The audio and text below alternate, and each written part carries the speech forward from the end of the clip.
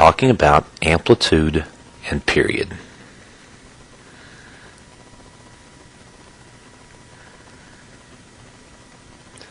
We're going to do a lot of graphing today, and so I'm going to start with an example of what we're going to do is graph y equals 4 sine of theta. And I'm going to make a little table of values over here. Our independent variable I'm going to call x equals theta. I got to learn how to make some straight lines. And our dependent variable is y equals sine of theta times 4. Put a 4 in front of this. Okay, so I'm going to do some points that we're going to get used to here are going to be 0, 90, 180, 270, and then back to 360 degrees. Alright, we should know that the sine of 0 is 0 times 4 gives us 0. The sine of 90 is 1 times 4 gives us 4. The sine of 180 is 0 times 4 gives us 0.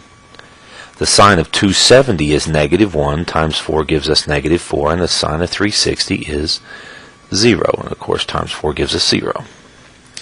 So we're going to come over here and we're going to graph this. And on the x-axis, although I'm actually going to call this the theta axis, I'm going to have 90, 180, 270, and then 360. And it looks like I need to have a range of up 4 and down 4. That would be negative 4, and that would be positive 4. So we just plot these dots. 0, 0, 94, 180, 0, 270, negative 4, and 360, 0, and we get our first graph of sine. This is y equals 4 sine of theta. And there we go. So I want to give you two statements about amplitude and period. Okay, amplitude is going to be how far from the middle of the graph, the symmetric middle of the graph horizontally, how far did we go up or down, that distance. So I'm going to look right here at the top of this wave, from here to here. What is this distance right here? That is called the amplitude, if you can figure that out. And of course, we went from 0 up to 4, so I'm going to say the amplitude is 4. Notice that we could even go from the middle down to a low point and look at that distance, and that distance is also 4. The period for sine or cosine is going to be how long it takes to do a loop on top and a loop on bottom for sine. And this is one full picture of sine, and this happens in a distance along the independent axis of 360 degrees.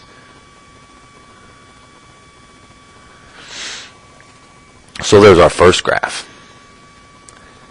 All right, let's do another one. Now I'm going to do a cosine graph. So let's do y equals 3 cosine of theta. I'm going to have the same kind of table over here. I'll have x equals theta, and I'll have y equals 3 times the cosine of theta. Well, you can see it over there. So if theta is 0, and theta is 90, and theta is 180, and theta is 270, and theta is 360, well, let's find 3 cosine of theta. The cosine of 0 is 1 times 3 is 3. Cosine of 90 is 0 times 3 is 0. Cosine of 180 is negative 1 times 3 is negative 3. And cosine of 270 is 0 times 3 is 0. Cosine of 360 is 1 times 3 is 3. So let's go look at this graph over here. A little bit further. This is our theta. We're going to have 90. Again, get used to these points. 90, 180, 270, and 360. Now our distance we go up and down is up to 3 and down to negative 3. So we just plot our points. Now here we start at 0, 3, and we're going to start at a peak. Then we have 90, 0, we have 180, negative 3, 270, 0, and back to 363. And this is going to be one full picture of a cosine graph. Still loopy like a sine graph is, but we need to go from an amplitude of 3, or the top point, or a crest of 3, back to when we get to that crest again. That's going to be one full period for cosine. And we notice that distance again was 360 degrees. And also from the symmetric horizontal center of our graph to a peak or down to a trough, either one of these, that defines our amplitude. And so for this graph, I'm going to have an amplitude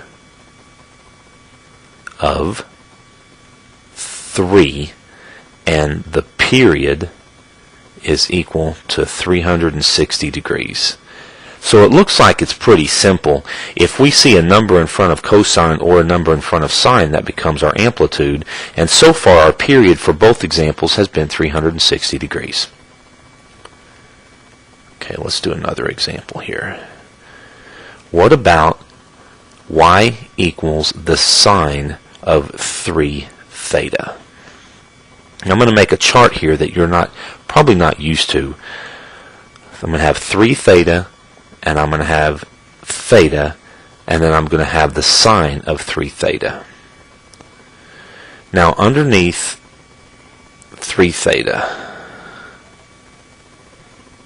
I'm going to have our normal points, 0, 90, 180, 270, and 360. Get used to those because we're going to use those a lot. Now if 3 theta is 0, then 1 theta is 0. If 3 theta is 90, 1 theta is 30. And if 3 theta is 180, 1 theta is 60. Notice I'm just dividing these by 3. So 270 divided by 3 is 90. 360 divided by 3 is 120. Now I'm going to look back over here, the y equals sine of 3 theta. I'm just going to be using these 3 theta values before I take the sine. So the sine of 0 is 0. The sine of 90 is 1. The sine of 180 is 0. The sine of 270 is negative 1. And the sine of 360 is back to 0. Now when I label my graph, however, I'm going to have my thetas are going to be labeled right here as 30, 60, 90, and 120.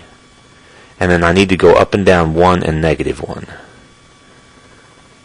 So I'll just plot these points. I'm plotting theta versus sine of 3 theta. So I have 0, 0. I have 30 degrees 1.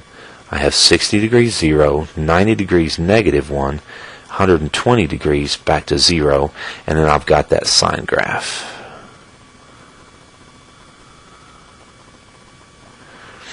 I'm going to check on our time here because you know we can't go over 15 minutes for these here. Check on right here. Okay, so we're doing well. Alright, so let's take a look again at our amplitude. Our amplitude is that distance or that distance, which is 1. And our period is how long it takes to see this picture for sine. One upper hump and one lower hump. And this distance from there to there is 120 degrees. So our period is 120 degrees. Okay, so let's do another example. Let's do cosine of 2x, and I'm going to call it x instead of theta. And anytime you see that, we're going to be using radians instead.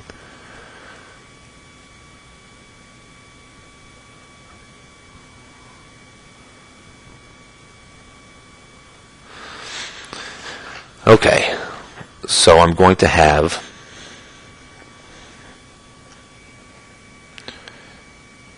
2x, and then I'm going to have just x equals theta. I'm just going to call it x, and then I'm going to have cosine of 2x.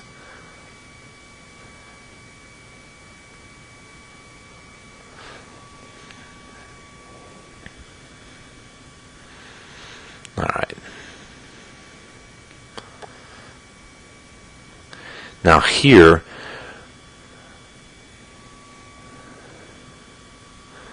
like I had up here,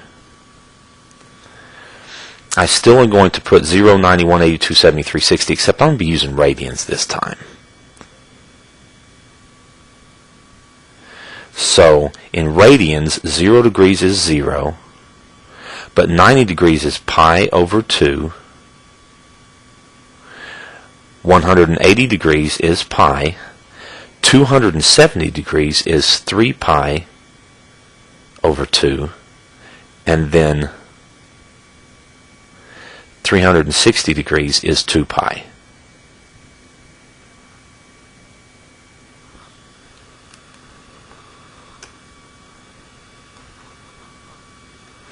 Okay.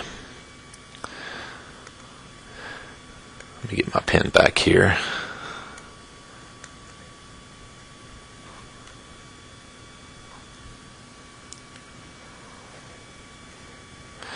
Alright, so if 2x is 0, then x is just 0. And if 2x is pi over 2, then x is pi over 4. If 2x is pi, then x is pi over 2. And then we have 3 pi over 4, and then we just have pi. Now let's take a look at the cosine of 2x. The cosine of 0 is 1. The cosine of pi over 2 is 0. The cosine of pi is negative 1. Cosine of 3 pi over 2 is 0. And the cosine of 2 pi is back to 1. So let's just graph this. Okay, I'm going to be using these x values: 0, pi over 4, pi over 2, 3 pi over 4, and pi. And then I'm going up and down this time just 1. And I'll plot my points. 0, 1, pi over 4 is 0, pi over 2 negative 1, 3 pi over 4 is 0, and pi 1. And I just sketch the graph between the dots. There we go. That's not that great, but... And then let's take a look at our amplitude. Our amplitude is here, or here, or here. All of those amplitudes are 1. And the period is the distance it takes to see the whole graph, which here is pi.